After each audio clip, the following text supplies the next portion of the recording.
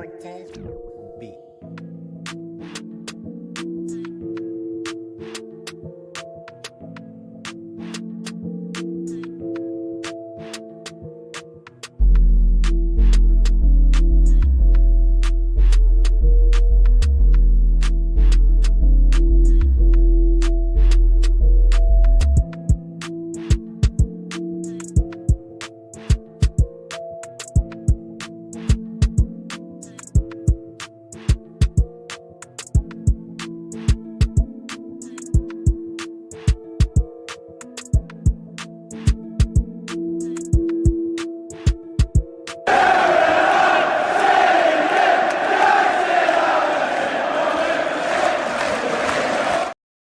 Yes, people, big up to everyone. Welcome back to episode number 8 of the Stretford Chronicles show that we do every single Friday, where we talk about everything Manchester United related through the week. So we have a couple of things to discuss in today's episode. Not going to be too long of an episode, to be honest, but obviously we found out today our Europa League draw, our opponents. I see Warrior J's comment and question in the comment section as well, but we're going to discuss all that, give my thoughts about the draw. We're going to look at the rest of the draw, who our potential opponents could be if we do advance against the team that we have been drawn to. We're also going to talk about Varane's comments. Obviously, that's the title of the video. Earlier on this week, pretty damning comments about just the mentality of the players and stuff at the club when Ten Hag was here. So we're going to dissect into those comments further. And then we're also just going to do a little bit of a preview towards the Everton game, which is obviously tomorrow. It's a 4:30 a.m. kickoff for me, but I will be there, unfortunately. But yes, so that's basically the idea for today's episode. Those are the things that we're going to discuss. Make sure you guys do run up the likes. Make sure you guys do subscribe also to Chic TV. We just hit 700 subscribers very, very recently. So we are looking to get to 800, road to 800 every single time, road to 1,000 every single time. The grind don't stop. We already know what we have to do, but we're going to get into it.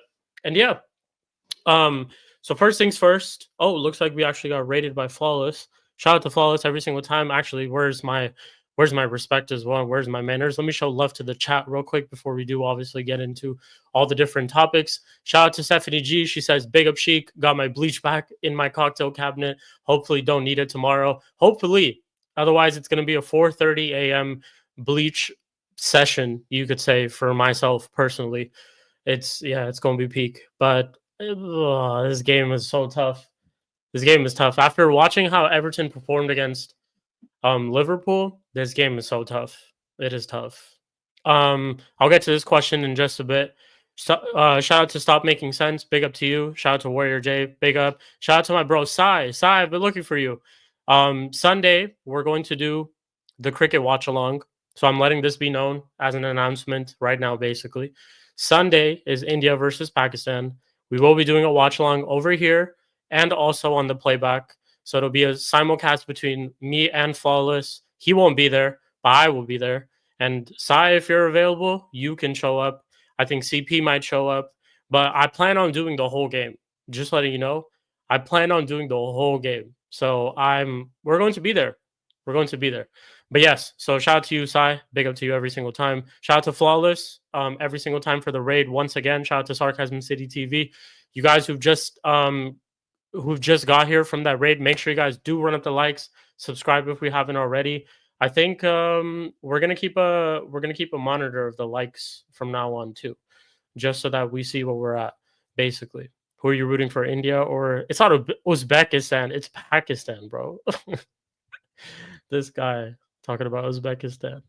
It is Pakistan, and I'm Indian myself, so I'm gonna be supporting India, bro. Get to 15 likes exactly. How many people we have in the building? Get to those many likes. Who they play for? What is the occasion? It is the Champions Trophy. It's called the Champions Trophy. It's kind of like it's just, I guess you could call it like a cup. I guess you could. I'd say it's like Europa League equivalent. Like it's a pretty big trophy to win, but also it's not the biggest to win. So yeah. But yes, away from the Champions Trophy talk, make sure you guys do hit up the likes, like they said. Mini World Cup, that's what you could call it. But just like Don C, shout out to Don C as well. It's cricket. It's cricket. Shout out to Rohan Kumar as well. But yeah, enough of the cricket talk. Let's get into the United stuff. But we'll start off with Varane's comments. So let's pull up Varane's comments, more so about Eric Ten Hag.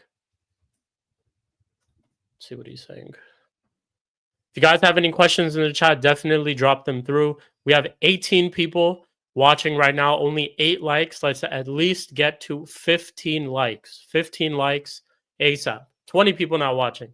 15 likes. That's all I'm asking for is 15 likes. Let's see. New York, no, The Athletic. Yeah, we'll pull up to log in.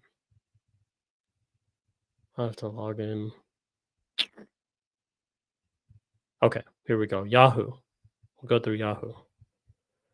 I'll present this real quick as well.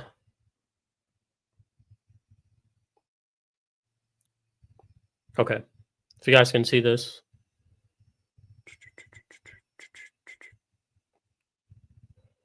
Rafael Varane, so these are the comments that we heard early on this week. Basically, in an interview with The Athletic, the 31-year-old expressed his surprise, revealed he was surprised the Dutchman was given a new deal at the end of the last season. The connection with the group no longer existed. Yo, is this just like a typo? What type of grammar is this? In an interview with The Athletic, the 31-year-old expressed his surprise, revealed he was surprised. Okay. Whatever the fuck that means. Yeah, some of these journalists, man. Some of these journalists, for real. But okay. So he was surprised that Ten Hag was given a new deal at the end of the season. The connection with the group no longer existed, as he claimed. Varane, who left the club last summer before retiring late last year, also described his relationship with Ten Hag as a bit idiot. That is some word. That is some word. A bit idiosyncratic. That's what I'm going to say. Idiosyncratic. A bit idiosyncratic and complicated. Shout out to Eddie every single time. What up, though? Big up to Eddie, man. Hope you're blessed, bro, on this Friday. Hope you're doing great. It's hard to find the right words, he said. It was very tense at times. Sometimes he made an effort to listen to the players' feedbacks. Sometimes he made decisions without listening to the players' feelings. So there were ups and downs. It was complicated at times. Again, further just highlighting how bad of a manager this guy was, how bad he was at keeping a dressing room together, on top of the coaching issues that he already had in terms of tactics, in terms of how he's setting up the team. The guy was terrible at managing people, and you're a manager. You know, at the end of the day, you're the United manager at the end of the day. So the Sancho situation, the reason why it did play out the way that it did, makes sense because of Varane's comments. He says it's hard to find the right words. It was very tense at times. So oftentimes, just feels like the dressing room was in conflict. Sometimes he made an effort to listen to the players' feedback. Sometimes he made decisions without listening to the players' feelings. So there were ups and downs. It was complicated at times. Varane was a regular starter in Ten Hag's first season in Man United, was, if we remember, he was dropped for tactical reasons. I think it was the derby. I think it was the derby at home at Old Trafford against Manchester City. He got dropped for tactical reasons, as Ten Hag said. Between October and mid-December of the following campaign, the pair had a robust discussion, but the head coach never explained the reason for his decision to the player.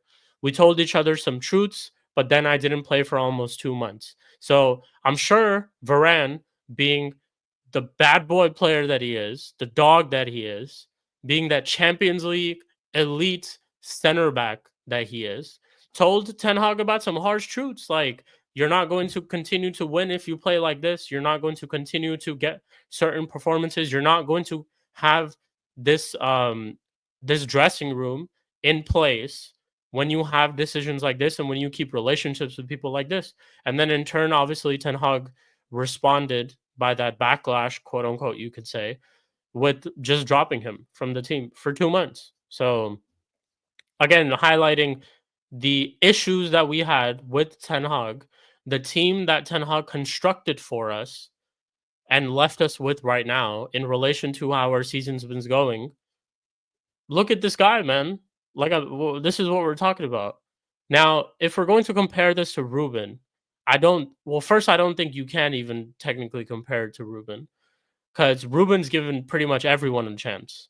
Whether you want to argue about why Ruben is still giving players like Hoyland and Garnacho a chance, still, I get you, and I'm on your side. I don't get why he's doing that. Although he's given every player a chance. This is just straight up. I'm not sure what happened, what took place in these conversations, but all I remember is Rafael Varane was one of our best center backs last season when fit. And we had him in the FA Cup final. I think that was the last game that he played for us at the club. Look at the way that he performed in that, winning obviously the FA Cup. All the previous games before, um, clean sheet at Anfield. I think he was part of that. Like he was literally our best center back, and look how he got treated by our quote unquote coach. He could have been our captain last season as well. I think the captaincy should have gone to him rather than Bruno Fernandes. But again, harsh truths, like he said, we told some harsh truths, and then I didn't play for 2 months, and that's I guess what took place. So yeah. I said I didn't agree with certain ways of doing things regarding the relationship between him and the team. It wasn't something that I thought was good for the team because some of the players weren't at all satisfied. It was not good in terms of the relationship with the coach. Ten Hag oftentimes would talk about looking for leaders and experienced players in the squad. I think what Varane was trying to do there was trying to do here in terms of speaking to the manager about, changing things because things aren't going a certain way. I think that has a lot to do with being a leader. And I think because of the player that he is and the experience that he's had with his time at Real Madrid, with his time a little bit at Manchester United, of course, and just playing at the top level for the time that he did and the trophies that he's won, I think he rightfully earns that conversation by going up to the manager and telling him, "Yo, things are not going wrong," and being that leader. But obviously, we've seen Ten Hag disrespect players in the past. Some players that I like, not saying I agreed with it, but some I didn't agree with too. But we've seen him do that, and I think this was clear disrespect. So he went up to him, said he didn't agree with certain things and how things were going. It wasn't something that I thought was good for the team because some of the players weren't at all satisfied. It was not good in terms of the relationship with the coach. He said, "Okay, I hear what you said," and after that, I didn't play. So it's one of those things where, yeah, very stubborn. Shows how stubborn of a manager Ten Hag was. And Ruben is I fear that he's also showing signs of stubbornness. Although there are two things of stubbornness or behavior of stubbornness is much, much different in my opinion. And I'll tell you why. Reason is because Ruben's stubbornness stems from him not wanting to change a quote unquote system that he's actually developed and that we can see. Ten Hag's stubbornness was just my way or the highway. Doesn't matter if we have a system, doesn't matter who's playing on the pitch, doesn't matter in a lot of in things like certain things don't matter when it went to Ten Hag. And I think that's where his stubbornness arrived from, rather than Ruben's stubbornness of playing the certain system in a certain way. But then also I'm fearful that he's showing patterns of stubbornness with the lineup as well. But that's something that I have been critical of him, and we'll see what it all turns out with tomorrow. And I think we have some players available for tomorrow's game too. So I think we're going to get into that when we discuss Everton's game. But Varane's comments, to just wrap up this topic, Varane's comments are not surprising. I knew last season, along with Flawless, along with Eddie, who's in the chat, when we used to do our Man United shows, we would often discuss this. All three of us love Varane. I think a majority of United fans would agree that Varane was a quality player. I think we haven't had a center back like that in a very, very long time who was as experienced, composed, and just quality class in terms of Rafael Varane. And trust me, there were times where I'm not saying he was the most perfect player, where he didn't make mistakes, but for oftentimes I felt very safe with whenever Varane would play. And you could pair him alongside a lot of center backs, and he would make at most times he would make the other center back look good. So that's the thing. Varane was a player who I thought experience won. In terms of how our season was going last season too, again, he is someone that you can look up to in terms of a leader who can get this team together. I think he should have been captain last season. Like when I think of leaders in our team, I think of someone like Varane. I think of someone like Casemiro. I think of someone like even Johnny Evans to a certain extent. I think of these guys when it comes to captaincy, leading the team. One, all these players that I've mentioned have won at the top level. Bruno Fernandes has not won shit at the top level. All he's won is a Carabao Cup and an FA Cup. That's all he's won so far at the club. No European trophy, went to Europa League final, bottled it. What sort of leadership would he show? That's just one aspect. Second aspect is that the guy literally cannot perform in big games. So when we play in big games, what type of leadership does he show to the team or provide to the team? And nothing. And that's why Varane's comments are damning in terms of this is how the dressing room is, to be honest, right now. Very conflicted, very divided, where whether you may agree with the manager or whether you may agree with the player or not, that's a whole different conversation. However, it shows that they're just not in sync. And that mentality stems from the people above, stems from the manager, stems from everything. Ten Hag made it very clear that it was my way or the highway, that things would go his certain way. He was given control of this team, was given so ample resources to spend ample amount of money on our squad, a squad that is currently sitting in 15th, gave contracts to certain players who have been here for a while who needed to be moved on, likes of Rashford, likes of Bruno Fernandes, likes of Maguire, like all these different players, but it shows again just the lack of like syncness between the players and the coach and the hierarchy. And I think that's one of the big issues that we're kind of seeing right now too, is that players are throwing managers under the bus, whether you believe it or not. It is true. However, in certain situations like this, you can't allow a manager like Ten Hag to have full control of the team where he's losing the dressing room like this in his second season. Another thing with Ten Hag is that he's such a coward and he's such a like B word, I would say. I'm not going to just call him that, but he's such a B word that look at the type of players that he's basically fallen out with in the past. Varane, Ronaldo, Jadon Sancho, fell out with Rashford towards the end of last season. Big egos is something also, well, not necessarily big egos, but big personalities. Personalities, players who've achieved a lot more before they came to United, or achieved a lot more before they came back to United in case of some of them. He can't handle those. And it was shown. He scapegoated Sancho after a loss to Arsenal that we should have honestly won. Went 1-0 up in that game, scored an offside goal towards the end of the game too, should have won 2-1. Didn't win that.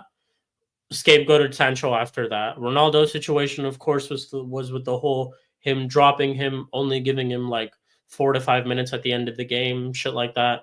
Which if I'm being completely honest, the Ronaldo situation I was okay with, because I think it was my club against Ronaldo at that moment, and I'm always going to back my club.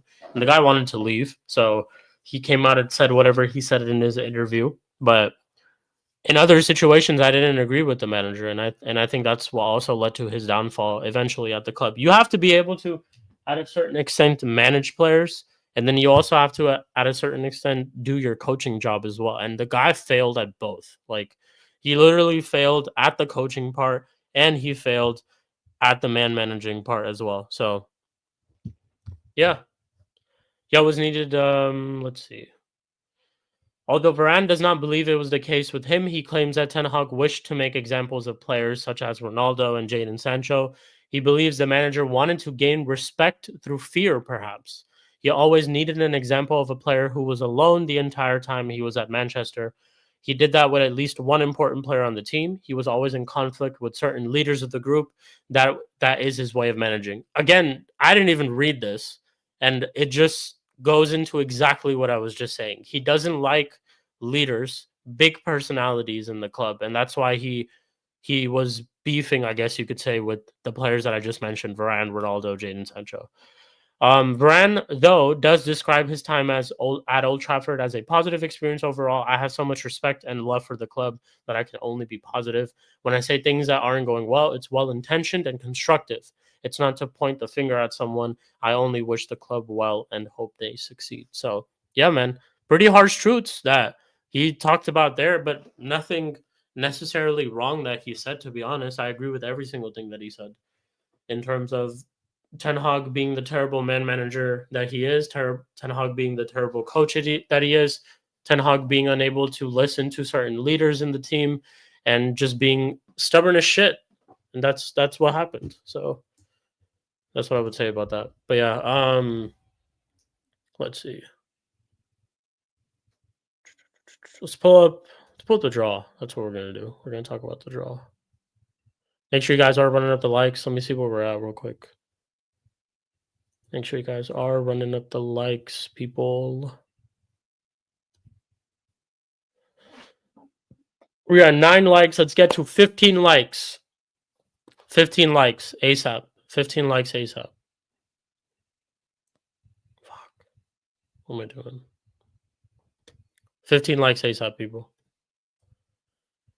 Got no ammo. I'm 10 man walking out of her front. Yes, Prime. Big up, bro. Every single time. Shout out to the producer of Chic TV, the videographer of Chic TV and the Mud Brothers show. Shout out to Prime. The head of creation. Head of creations. That's what I would say. Head of creations. Yeah. All right. Europa League. Okay. Speaking of the Europa League, I said this that I didn't fucking want this, and I said this, and I knew this would be a problem. Now we have to literally fucking deal with this problem. We drew a Spanish team in Europe yet again. We have genuinely drawn a Spanish team in Europe yet again, bro. Yet again. Look at this. We are playing Real Sociedad in the round of 16 in the Europa League. Winner of that could potentially play Lyon or FCSB. FCSB, of course, being a team that we've already played this season. Lyon is a tough one. Fenerbahce, Rangers, Roma, Athletic Bilbao, tough side. I think our side is tough, to be honest. I'm looking at their side. Lazio, Olympiacos are the tough teams from that one. Frankfurt too. I think Frankfurt would have been more of a threat if they had Marmouche, but obviously since Marmouche is gone, Frankfurt not that big of a threat. Still a threat though to us, of course. A team who's in 15. Tottenham playing Alkmaar, of course, in the Europa League. Winner of that will play either Ajax or Frankfurt. So yeah, looking at the draw, I'm not confident at all. So one thing obviously going into this is we have Ahmad out for the season. We have a lot of players injured. I think Manu's out for 6 weeks. He's going to miss both these legs for sure. Could potentially even miss the next tie if we get into the next tie, like the next round. We have injuries left and right. First leg, however, is in Real Sociedad. So that's a positive part to it. Second leg would be at home. So we would have the second leg at home, which favors us technically, even though we are a worse home team than a worse away team currently. I'm nervous. We don't match up with Spanish teams well. I'm still have PTSD from Sevilla. I still have PTSD from Villarreal in the Europa League final. We just don't match up to Spanish teams well. Sevilla in the Champions League too, under Mourinho when we had Lukaku, just fucking bottled it away. At home, actually, we bottled it. My bad. At home, we bottled it.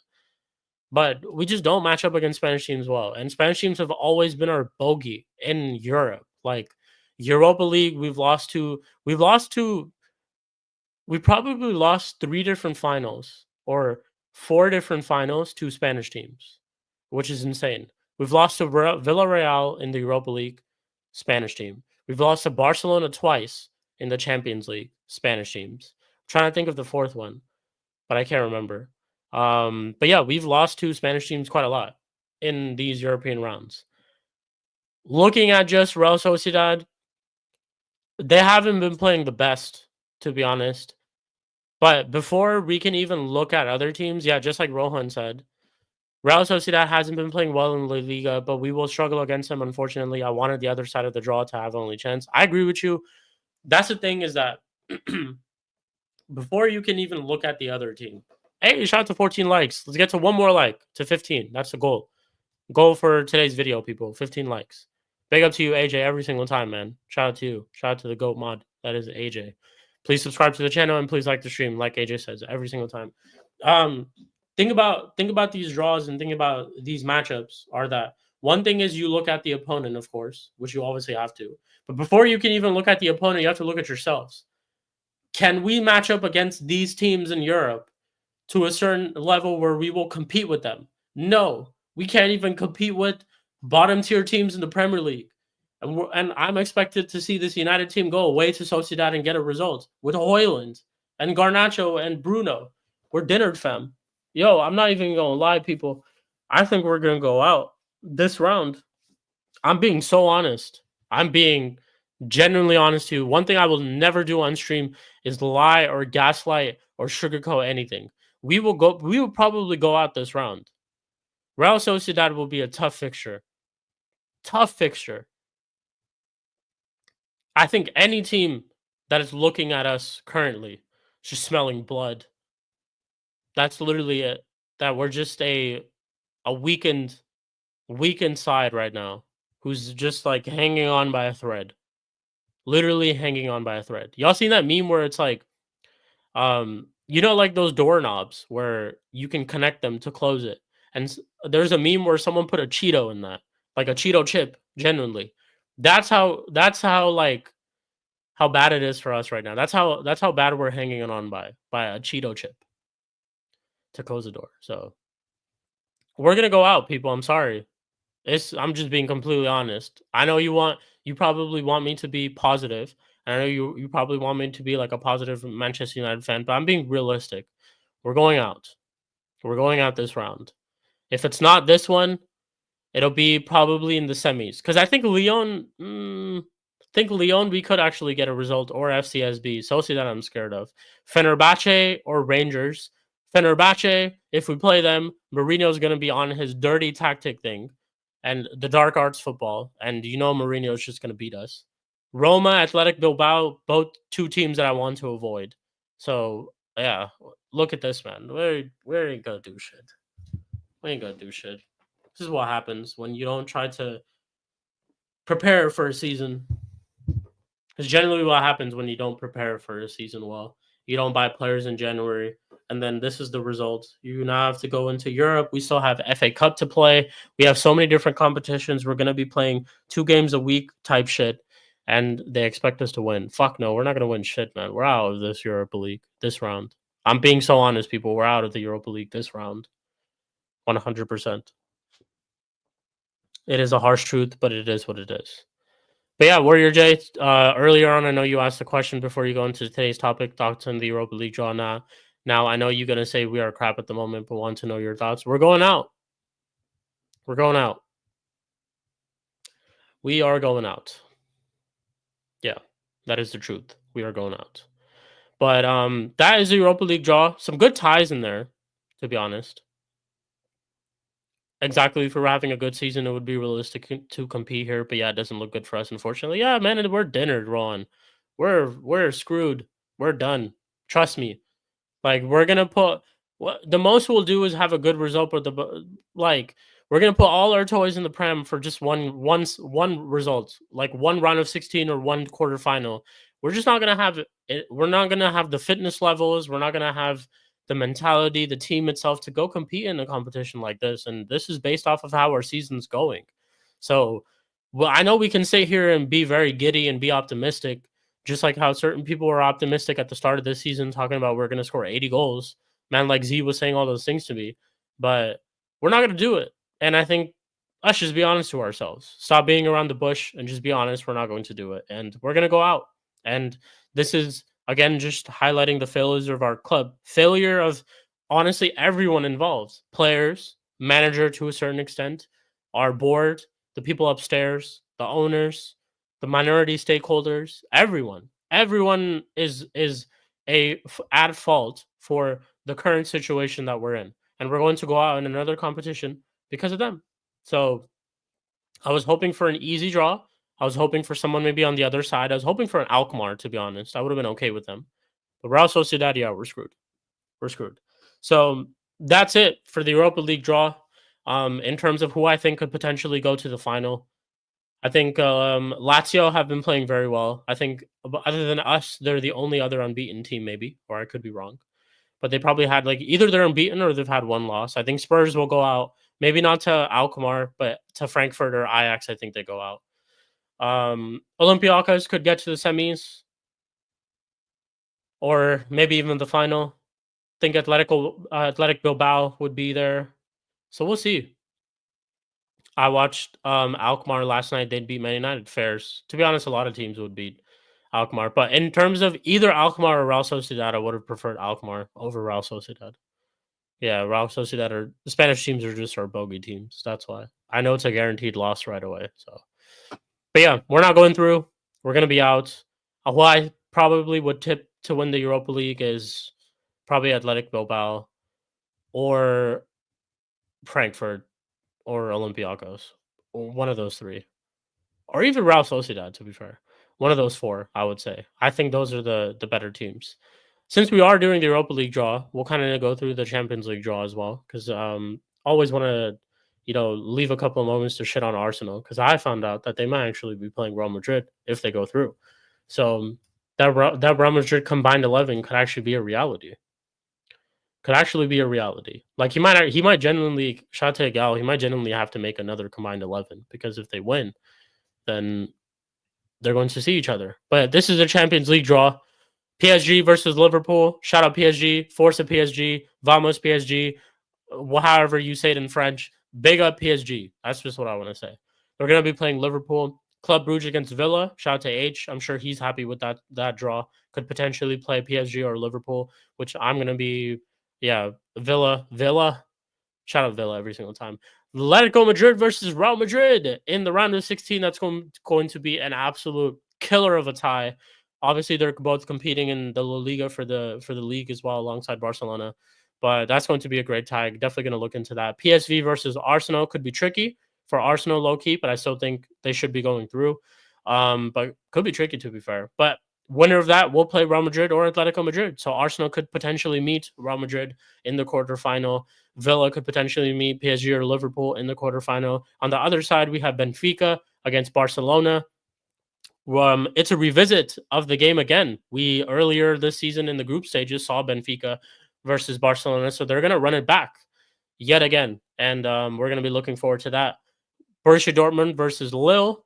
Winner of that could play Barcelona or Benfica. Bayern Munich versus Leverkusen. So we've got a all Spanish tie in the round of 16 on the other side, and then we have an all German tie on the other side with Leverkusen versus Bayern Munich, two teams who are also competing for the league in Germany. And then we also have Feyenoord, who, shout out to Robin van Persie, was just announced today that he will be the new coach of Feyenoord. Was hoping that they drew Arsenal, because that would be a story to watch. Feyenoord, Robin van Persie's boyhood club, against Arsenal that he might potentially knock them out of. That would be great.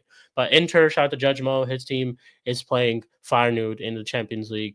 I still have Real Madrid winning it all, to be honest. I think Real Madrid, Liverpool semifinal. If Real Madrid can beat Liverpool in the semifinals, I think they win it all, to be fair.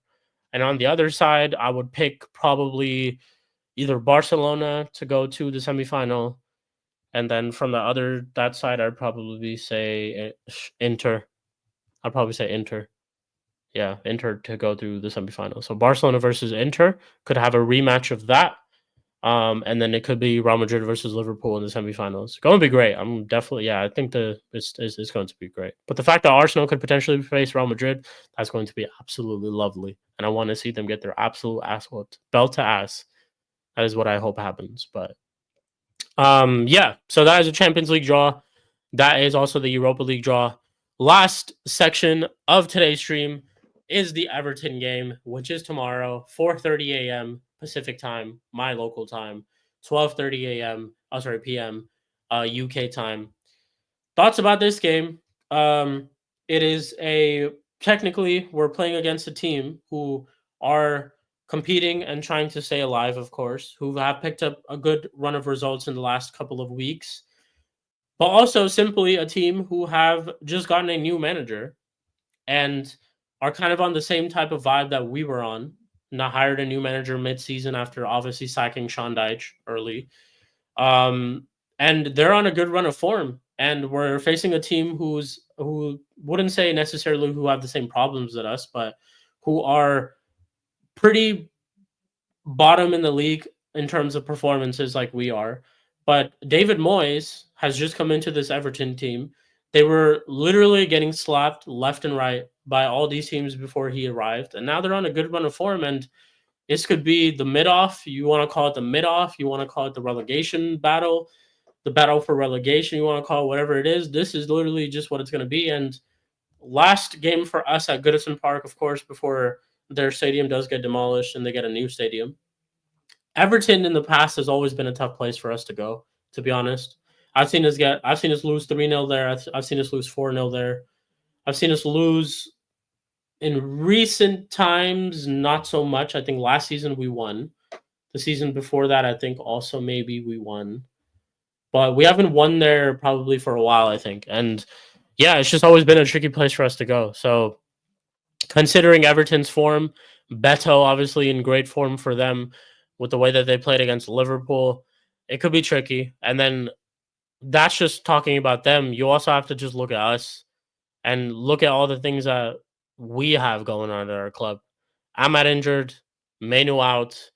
Euro will be available. Ericsson will be available. I think Ogarte also will be available. So they're back from that what game did we have this past weekend? Spurs game, yeah. So we had a lot of people missing from that Spurs game, but they're available. So it's one of those things where even though it's one of those things where we have to just find a way to get a result. Play the best lineup that you can in terms of what you think is going to be the result for us. I think what I would like to see out there is Bayendier, because I saw a video of him. I think he might be fit. So Bayendier should start. Play Euro, play Mazraoui, play Delict. As our fullbacks, play Dorgu, play Dallo, I guess. Or even we could even play Euro, Delict, Maguire, play Mazraoui as a wingback, play Dorgu so we don't have to see Dallo.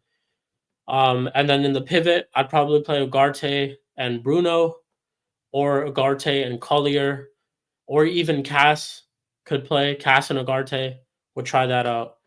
And then the front three, I'd play. It'd probably have to be Bruno because of our injuries. So Bruno, Xerxes, and Ericsson. That's what I would play in our front three. Fuck Hoyland, fuck Garnacho. Tired of seeing their ass. Fuck Dallo as well. That's probably the team that I would go with, people, to be honest. But it's going to be a tough fixture. 4:30 a.m. I'm going to wake up for this game. And we could potentially be 16th by the end of this weekend. So we could even go further down the table. But we are 15th. Have to win. Have to get into some good result, run of form. There has to be some positivity going into some games. I think that's the only way that we can look towards anything in these cup competitions is we have to use the Premier League. We have to look.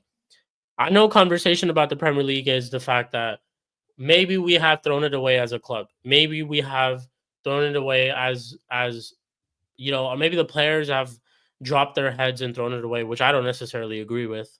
Maybe the manager has conveyed that to the players, which again, I don't necessarily agree with. However, you have to still be able to find results to use this as a confidence boost and momentum boost for these Europa League games.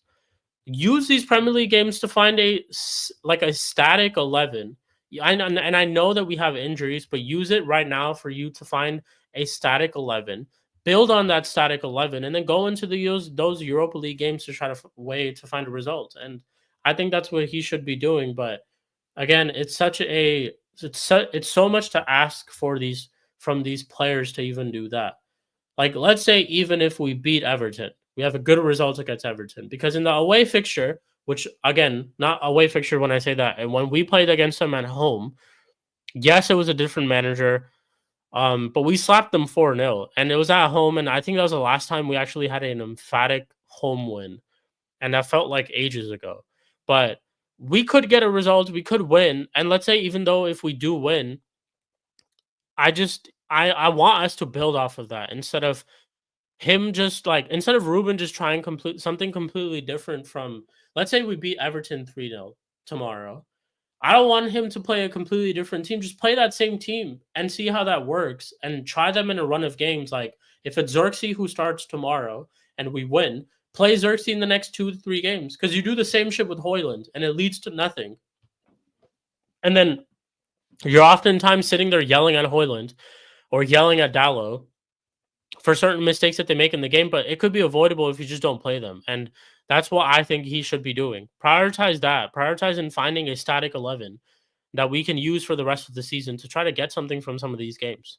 I think we're going to go out in the Europa League. Trust me, I think we will. And it's not me being positive, no, negative. This is me just being honest. But we have to at least show up with a fight. We have to at least do something. We have to at least show some sort of initiative. We're Manchester United fucking football club, man. These players need to wake the fuck up. Like, do something. And yeah, that's really all I can say. Because again, it's us looking for patterns of play, looking for being able to being able to finish our chances. These are all struggles we're going to again see tomorrow. I think we will create enough amount of chances to a certain point where we can score a couple of goals. In terms of create amount of chances, I say that in terms of I think we'll create the amount of right chances in order for us to take the lead. Whether we will take those chances and finish, that's a completely different question. But we will figure that out. We will find out tomorrow. But yeah, in terms of a match prediction, I don't want to see Garnacho. I don't want to see Hoyland. I don't want to see Dallo. I want our manager to. I want us to use the youngsters. Use the youngsters. Play the youngsters tomorrow. Start Cheeto. What is wrong in starting Cheeto? What's the worst that you could lose? Or yeah, what is the worst that you could lose from this? A lot of us predict us to lose this game anyways. Play Cheeto. Just play Cheeto. Play that Kone guy in midfield if necessary. Play Aiden Heaven if necessary. Play Aiden Heaven as a CB, so I don't have to see Mazarawi. I have to see Dallo as a wingback. Play Dorgu on the left. Play Mazarawi on the right. Fuck it. It is what it is. Just do that. But yeah, man, just pick the right team. Just don't pick those guys, and I think we might actually even be okay. Just don't pick those guys. But yeah, people, that's it in terms of today's stream. Not going to discuss too much about it. Score prediction, I'm going to go for 1-0 United, just like a penalty that we get in the 90th minute. That's all I can really say about it. But I'm going to go for 1-0 United.